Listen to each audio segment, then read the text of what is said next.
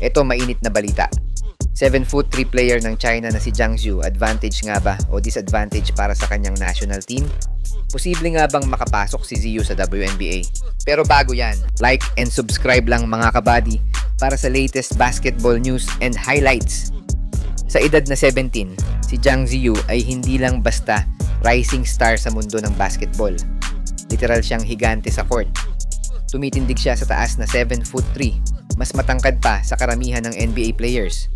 Kung sa height lang ang pag-uusapan, kahit poste ng kuryente baka mahiyang tumabi sa kanya. Pero ito ang tanong, advantage nga ba ito o posibleng maging disadvantage para sa national team ng China? Kung ako lang ang tatanungin, hindi mo talaga pwedeng balewalain yung height ni Zhang. Sa opensa pa lang, kaya niyang mag-dunk na parang inaabot lang yung delata sa itaas ng shelf. Ganun siya katangkad. Sa depensa, ang hirap niyang lusutan.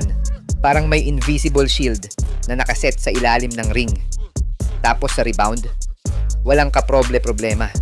Parang may built-in magnet ang bola na laging sa kanya napupunta.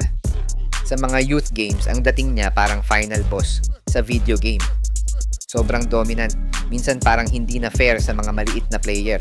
Pero syempre, kahit gaano ka pakalakas sa court, may kahinaan pa rin. Walang perpekto, di ba? Una sa lahat, mobility. Hindi siya kasing bilis ng mga mas maliit at mas agile na players. Sa fast break, baka siya yung naiwan pa sa kalahati ng court habang yung kalaban nakaposing na sa ilalim ng ring. Pangalawa, injury risk. Aminin natin, pag sobrang tangkad, mas delicate talaga ang tuhod at likod. Kahit simpleng bagsak lang, pwedeng mauwi sa aray, pahinga muna. At syempre, pangatlo, team dynamics. Kapag may ganung kalaking player, may tendency talaga na umasa masyado sa kanya yung buong team.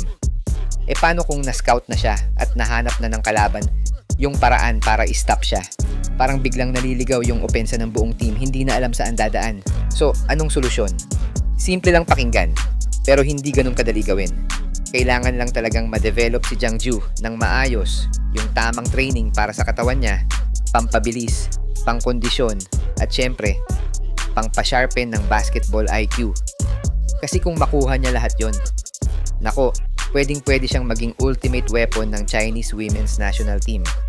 Imagine mo to, 7'3" na player na may footwork at galaw ng guard.